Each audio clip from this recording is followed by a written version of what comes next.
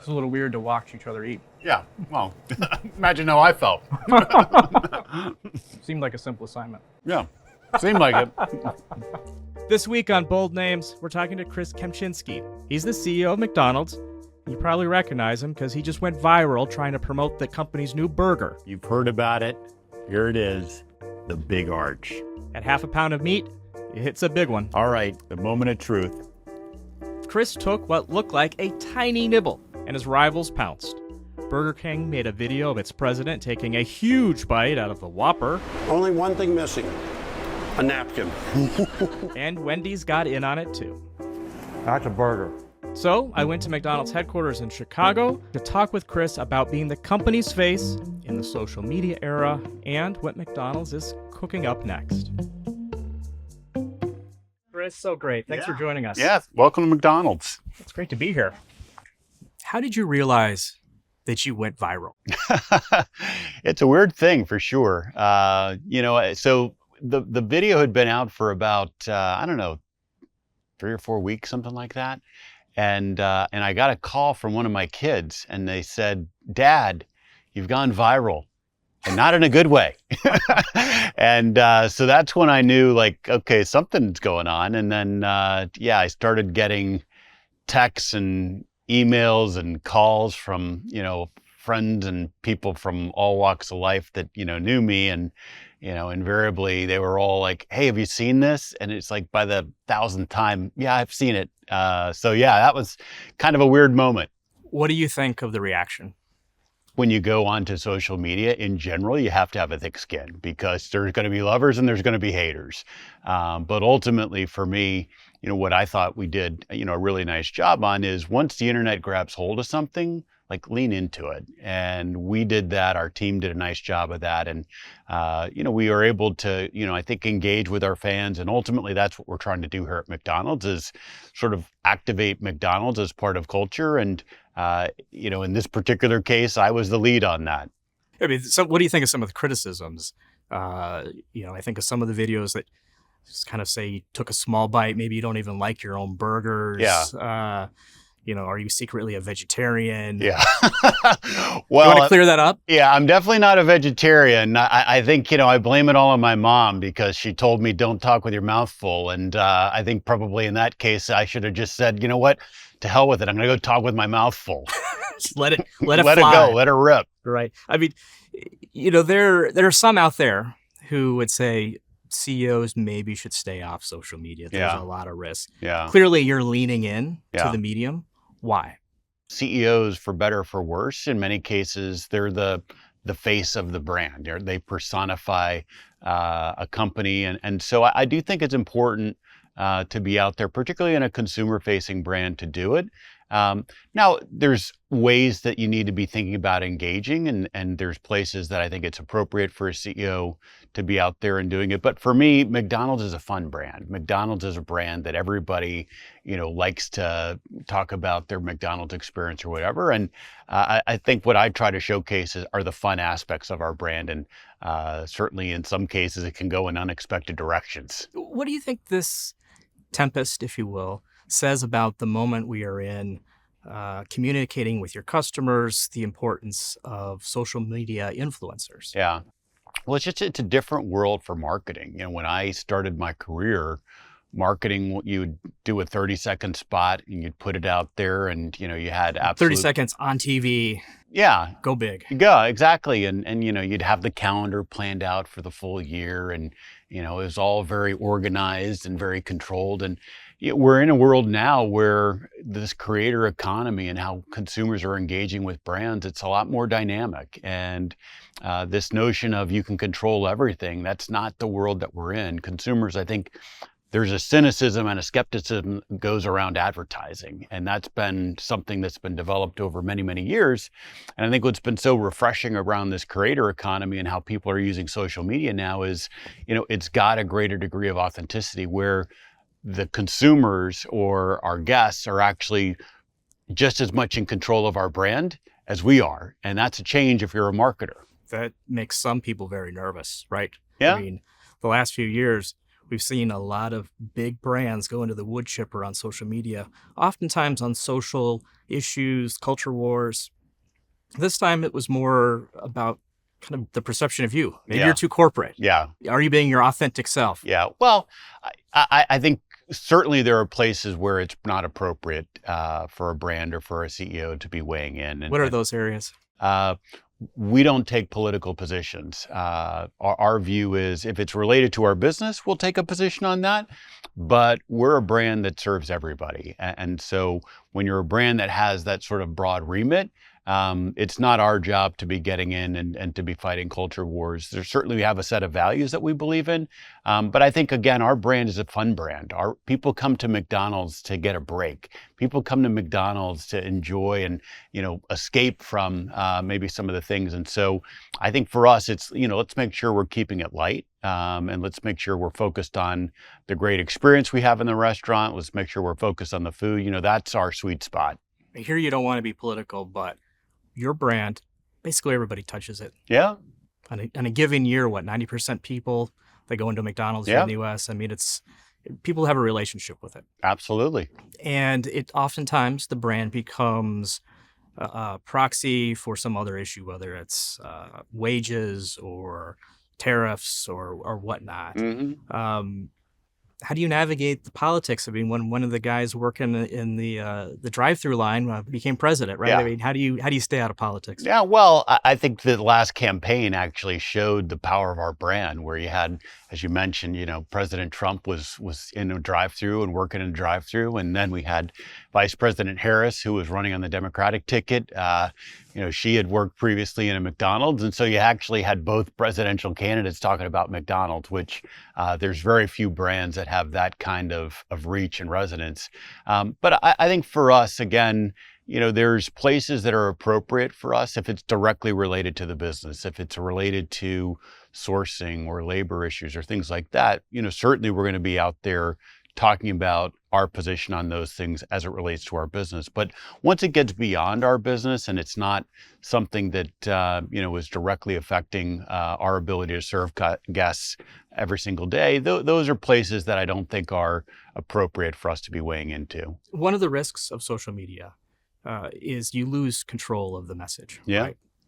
People take it, they come up with their own messaging, and there's a risk that it kind of overshadows the image or the news you wanted to get out. And one of the things you've been trying to combat in the last few years is the perception that McDonald's is no longer affordable, the perception that maybe the food isn't as good as it once was. Mm-hmm. And I know you've been working on those two things in particular. Yeah. What are you doing this year to hit those issues? Sure. Well, we've made a lot of progress, particularly on the value front. I think if you look at what's happened in the last, call it 18 months or so, with the McValue program in the U.S., we had a $5 meal. More recently, we've just announced that we're going to be coming out with a menu, 10 items under $3. So there's a lot of things that, we're going to be able to be doing in that space that I think are going to continue to drive a value message. One of the things I've talked about is McDonald's in our DNA is value. It was founded on the idea of having great value for families. And so we're always going to be making sure that we're out there doing that. I think through COVID and some of the inflation, we and others in the industry maybe got a little bit off sides on that, but I think we've come back in a pretty resounding way. And certainly the reaction we're getting from our customers is they absolutely see and appreciate that value is back at McDonald's. I think on food, if you think about what we serve in our restaurants, we've got a broad menu and we've got something for everybody. And so for us, there's certainly going to be people out there that, maybe want to disparage it. I think there's always an opportunity for us to educate people more about actually the care and attention that goes into how we're sourcing, the care and attention that goes into how we prepare the food. But for, that's on us. And ultimately, I think when someone goes into the restaurant, the moment of truth is when they bite into the burger. The moment of truth is when they, take a bite out of our fries or have a McFlurry. And I would say with 70 million people a day coming into a McDonald's, the feedback that we get is people love our food. Let's talk about that 70 million a day visiting a McDonald's. That's providing you with great insight, all that data. Yep. And what is that data telling you about the changes that need to specifically happen on the menu? It's interesting. I think, certainly there's always, with our customers, a desire to try new things. And so people love our classic core menu, the Big Mac, the Quarter Pounder, Chicken McNuggets, all of those things. But it's always interesting to see reaction to new products. Our K-pop Demon Hunters program right now, we've got some Korean-inspired products in there that I expect are going to do quite well. Gimme. Ramyeon McShaker fries and 10-piece McNuggets. With 2 sauces. And photo cards for the fans. Nice. So that's, I think, one thing, which is we're learning about consumers' interest in sort of using McDonald's as a place to explore new tastes and new territories. What was the goal with the Big Arch? Yeah. What were you trying to address in your menu with this new product? Well, I think the big thing we saw there is, there's a group of consumers out there who want a really big burger. That's a half a pound of beef in the Big Arch. And you could do something like a double quarter pounder. Certainly that was, another way to go do it. But I think there's something out there as you look at, what consumers were buying in perhaps other places, fast casual restaurants or even fine dining or full dining. There's a desire to have sort of an elevated burger experience. And I think what we've done with the Big Arch, the bun, the sauces that we have with it, the crispy onions, all those things, that was for us a way to offer that more elevated burger experience. And it's been great to see the reaction. I think we've gotten a lot of good reaction that said, we hit on the insight that people were looking for there.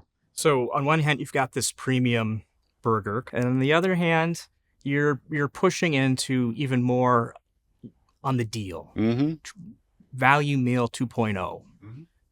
What's going on there? Why do you need both? Well, it goes back to what I was saying earlier. When you have roughly 90% of the population that's coming into a McDonald's at least once a year, you've got to serve everybody, young, old, rich, poor. I mean, no matter what walk of life people are coming from or what occasions. Because in a lot of ways, you're serving two Americas, right? You've got folks who are doing well financially who are coming in, maybe struggled in the last year or so with lower income folks struggling to pay, which these deals have been bringing people in, my assumption. Yeah, we had a really strong Q4. One of the things I talked about in our most recent earnings call is we're gaining share with that low-income consumer. And for us, that to me is sort of a bellwether of how are you doing around value. But at the same point, we're also gaining share with upper income. And so as we think about our business, we want to be gaining share with all cohorts. And having a breadth of products that can go across all of that has been what I think has made us successful over the last year or so. One of the things that I think a lot of people don't realize is you do not set the prices, right? Your stores, franchisees, those operators, they're running their businesses. Yep. They have been pinched themselves. It's kind of between a rock and a hard place. You've got increasing costs, especially when it comes to beef. Yep.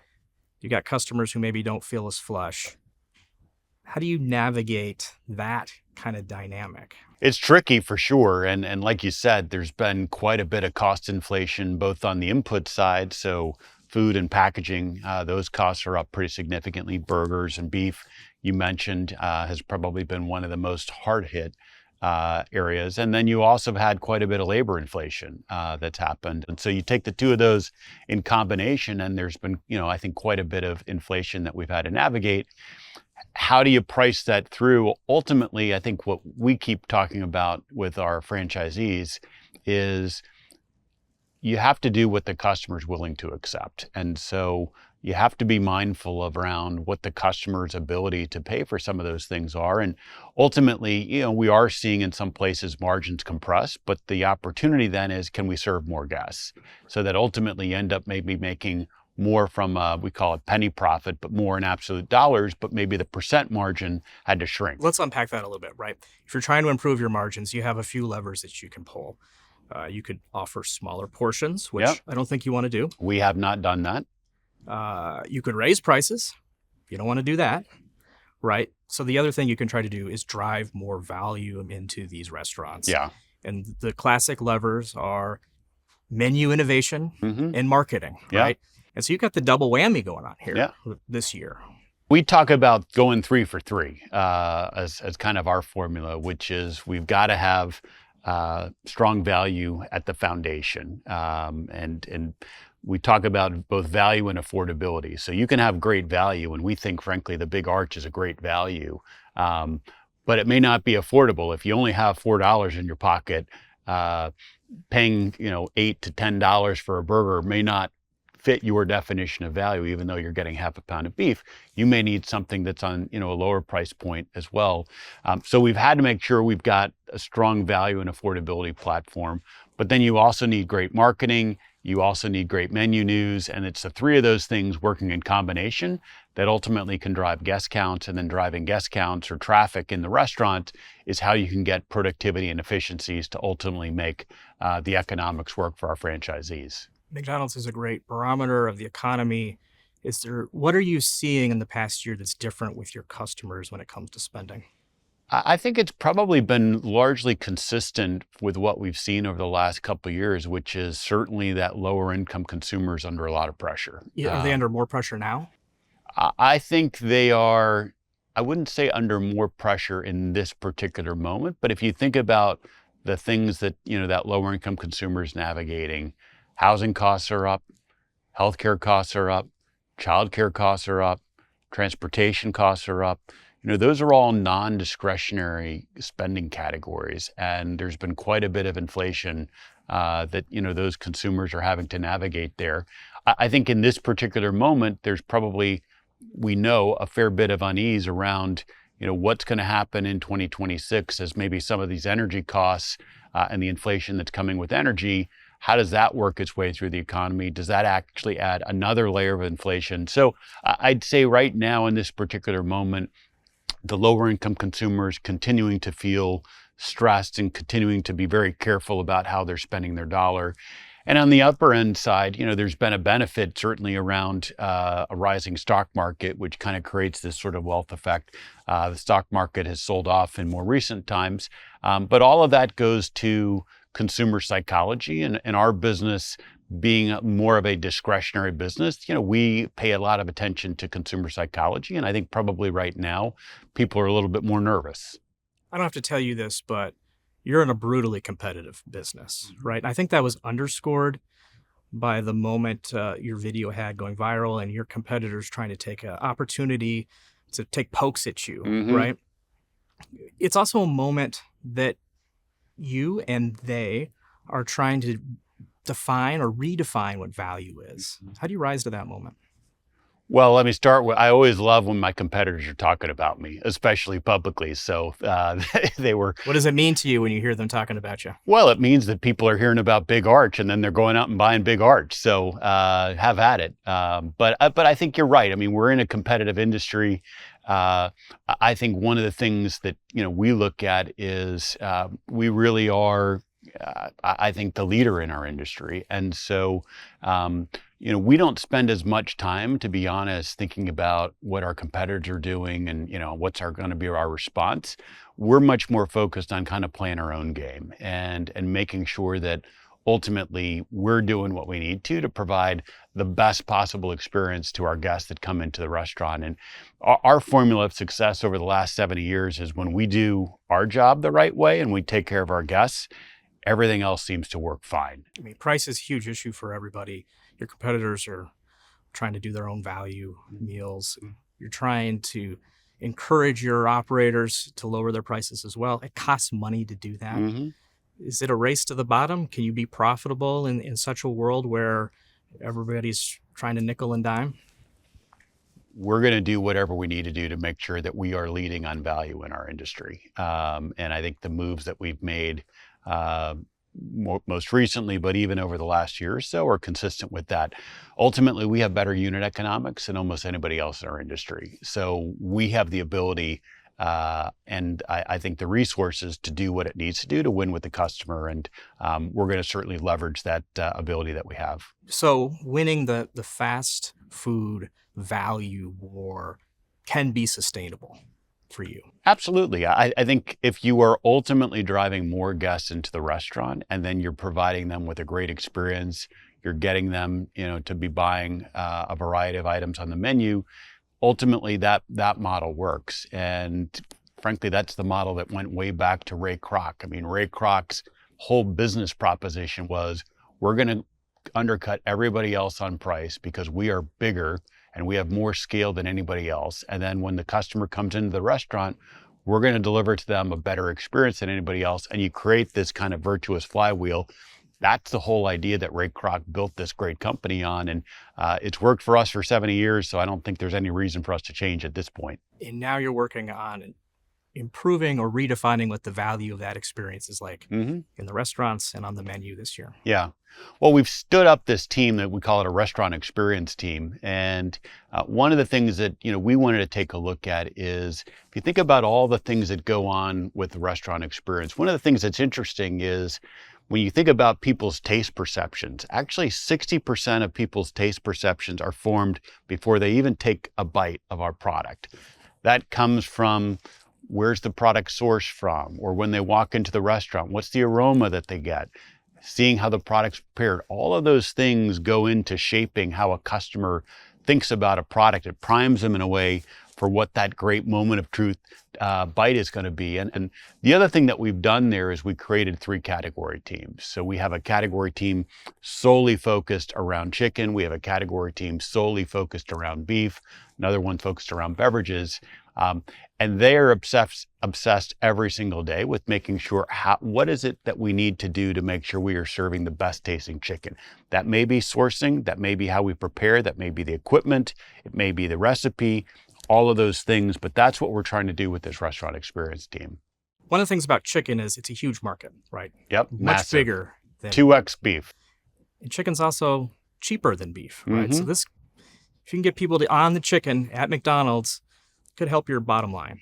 Sure, absolutely. It's typically at a lower price point, so it does work well with a value menu. But I think also, again, for us, it's following what the customer wants. Chicken is growing faster globally than beef, and so for us, we're always following what the consumer's wanting. And right now, we're getting a really strong demand signal from the consumer, which is they want more chicken products, and we're rising to the occasion. We brought snack wraps back. We've got McCrispy. So there's a lot of things going on in chicken. Knowing what you know now about your viral moment, Yeah. Is there anything you would have done differently? Well, again, I probably wouldn't have worried about talking with my mouth full. But I think, to me, these are just kind of fun moments. And yes, there were moments it was a little humbling, but the internet is undefeated. I think for us, what I'm proud of is how we responded to it. We leaned into it. I think, going forward, probably when I'm doing tastings, I'm probably going to be a little bit more aware of how the internet may be interpreting my bites and my tastes and things like that. But no, to me, I'm going to continue to be on social media. We're a fun brand. This is something that I think as a consumer-facing brands, people want to see the CEO out there. So yeah, I'm not going anywhere. You're going to continue to eat burgers on video. Absolutely.